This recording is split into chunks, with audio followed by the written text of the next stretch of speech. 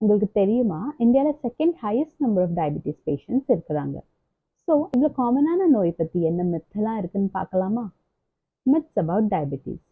சர்க்கரை அதிகமா சாப்பிட்டா மட்டும் டயபெட்டிஸ் வரும். அப்படின்னு எல்லாருக்கும் ஒரு காமன் பட் ராங் தாட் இருக்கு. அப்ப நீங்க கேட்பீங்க, டயபெட்டிஸ் எதனால வருது?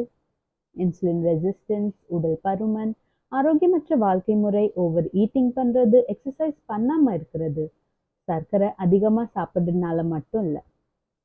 2வது மித் வந்து என்னோட ஃபேமிலில யாருக்குமே டயபெட்டிஸ் இல்ல. ஸோ எனக்கும் வராதுன்னு யோசிக்கிறது. நம்ம அன்ஹெல்தி ஈட்டிங் ஹேபிட்ஸ், எக்ஸசைஸ் பண்றோமா, நம்மளோட மெடிக்கல் கண்டிஷன் இதெல்லாம் பொறுத்து தான் டயபெட்டிஸ் வரும். 3வது மித் வந்து டைப் 2 டயபெட்டிஸ் அவ்வளோ சீரியஸ் இல்லைன்னு சொல்றது.